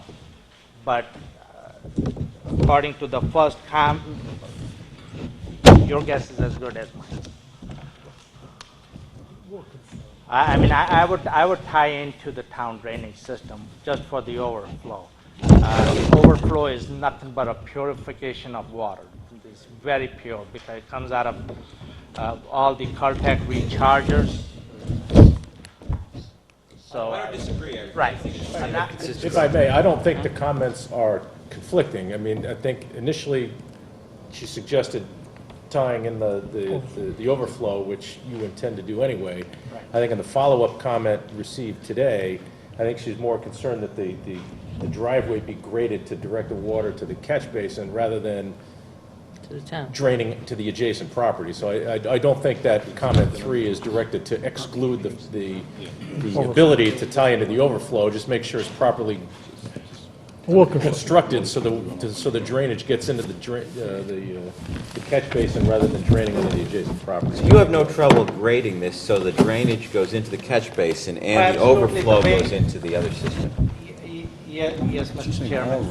If you look at the grading on the site plan, it is reflected in a way that all the water will be drained into the catch basin. And also, in her initial comments, which we did, she wanted those swales to put on both sides of the driveway. So there is no way that water will go on to adjoining properties. So we provided that, and at the time of construction, I'm pretty sure they will, whoever builds the driveway will do so according to the plan. And that's pretty much it. If there's any question, I'll be happy to answer.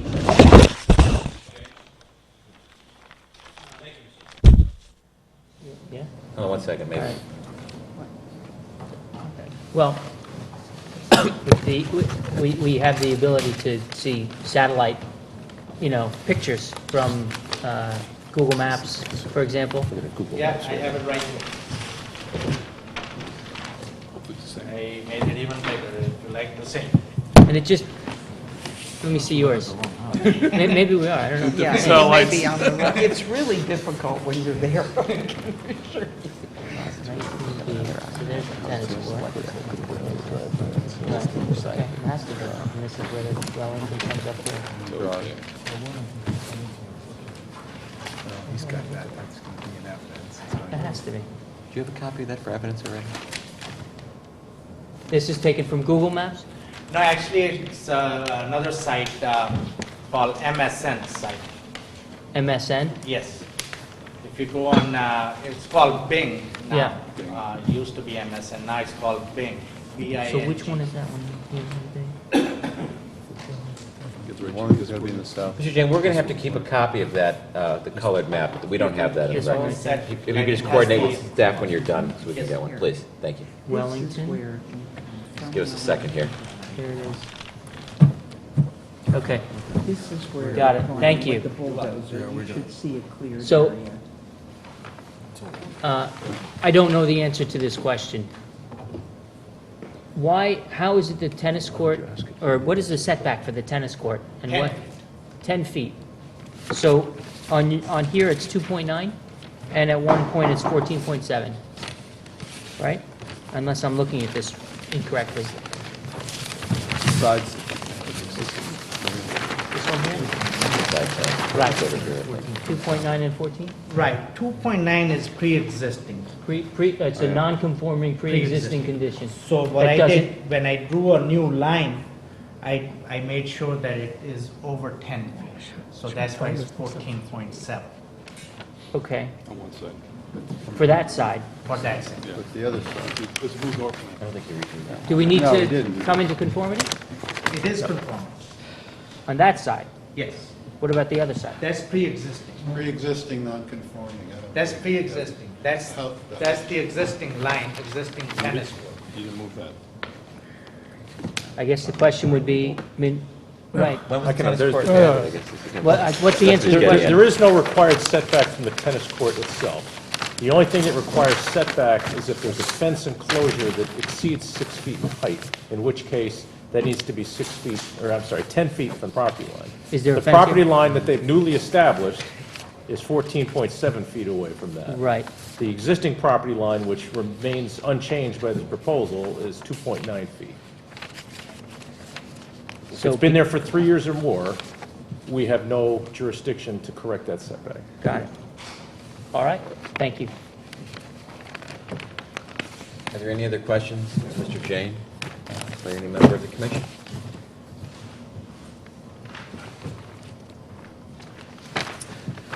Thank you, Mr. Kinkowski.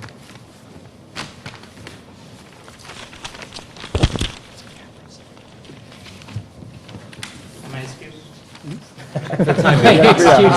Don't go too far. You're excused, don't leave the room. That concludes our presentation. We want to hear from the public. Thank you, Mr. Jenkins. Is there any member of the public who would like to address the commission on this item? Okay, so if you could just go to the podium, tell us your name and address and your comments, please.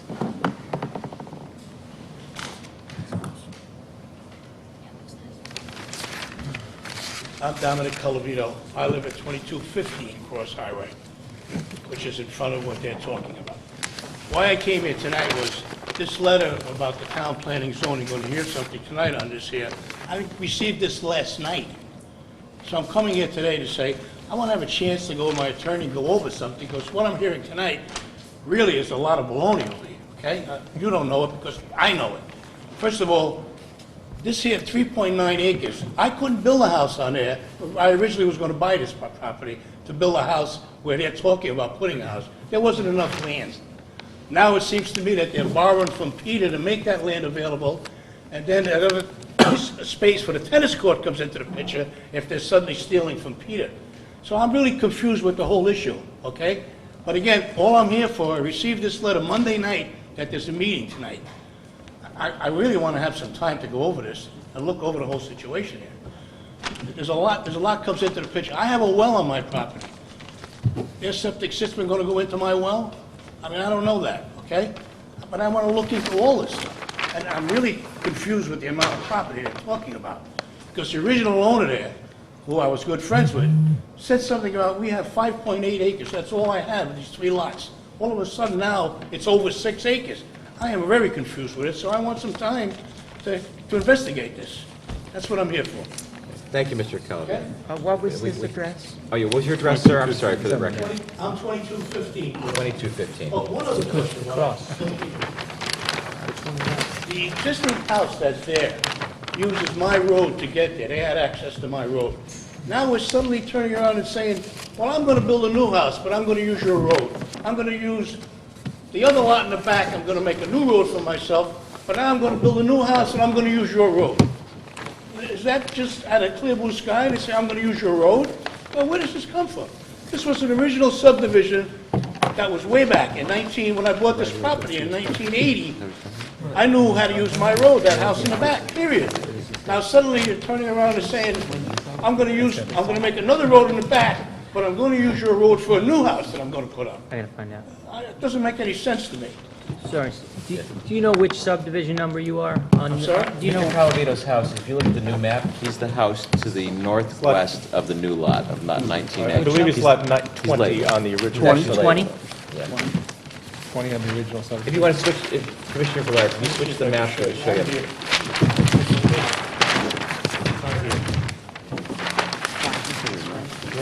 Yeah, you're 20, okay, so you have the road. This is my road. You have crossed From Cross Highway, this is my road, and the house in the back used my road, they had access to my road, so lot 20. always. Now suddenly they're turning around and saying, well, I don't want to use that road anymore. I'm going to make a new road here, but I'm going to use your road for a new house. Well, what's this? Okay, so, again, but I'm really here for, I want to have a chance to look over this whole situation, because I'm very confused where the 6 acres came from.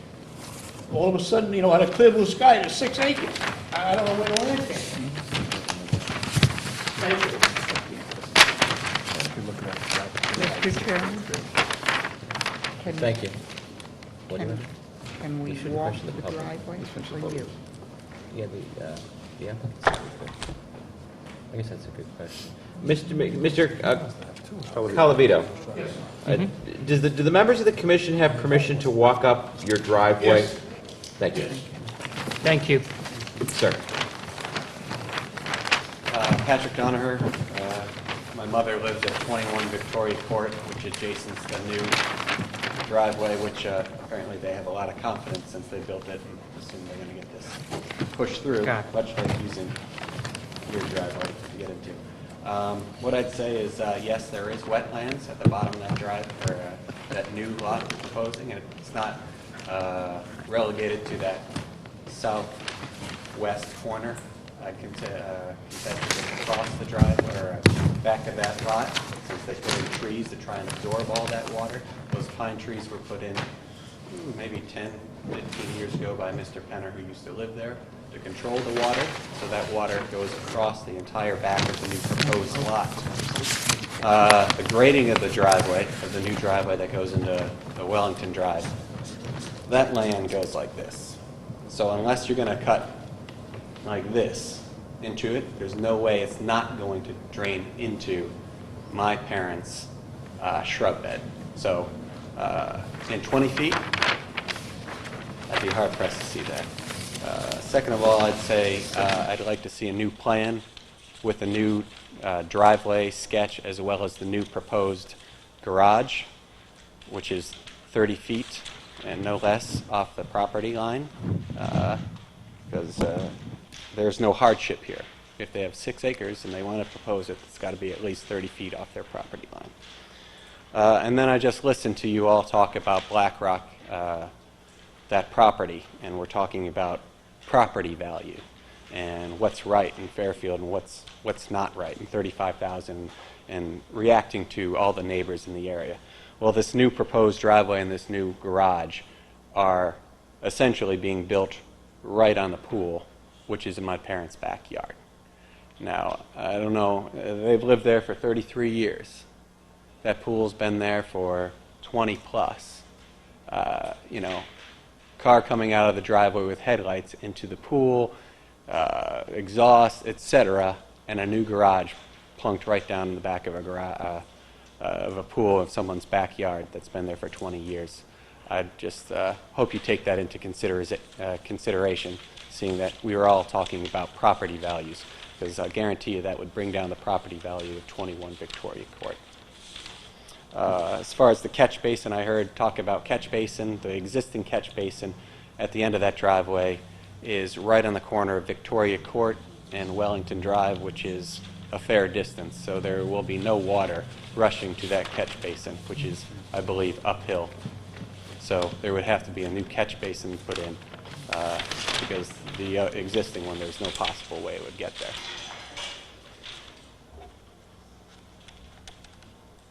That's it. Last thing I'd say is the carriage house for that is, that's the carriage house to the original house. And there used to be a barn that was knocked down to build that one back in the day. Does your mother live on the property that abuts Wellington Drive, or the property behind the 14 or 15? 15. 15. Thank you, Mr. Donaher. Thank you. Is there any other member of the public who wishes to comment? Hearing none, Mr. Jankowski.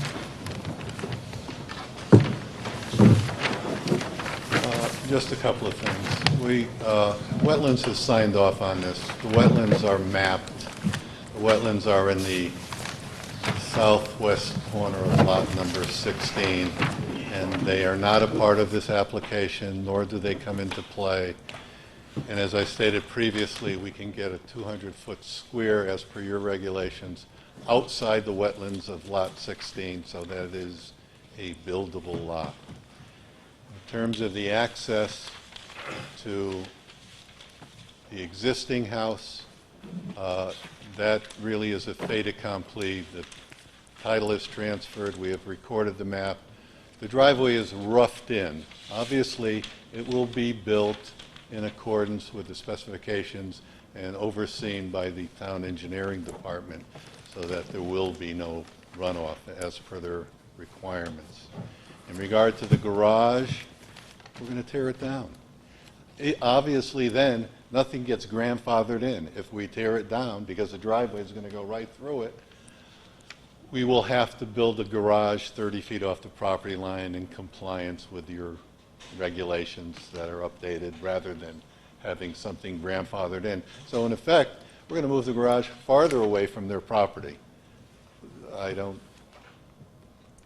assume that would be a detriment from one being right next to their property. Lastly, in regard to Mr. Calavito's comments about his driveway, that right-of-way was established when they did the subdivision, and that right-of-way gives our property the right to use that.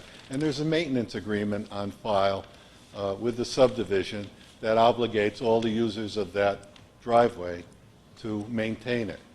So he does not own that driveway. It's an access way for other lots, and there is a maintenance agreement to maintain that driveway. Other than that, we didn't manufacture property. We have 2 acres. We are in compliance. We have 20-foot access out to a public street for each of the lots. And engineering, wetlands, health department have signed off on this application. And all it does is create 1 extra 2-acre building lot. Thank you. Thank you. There being no further business before the commission, the meeting stands in adjournment. Thank you.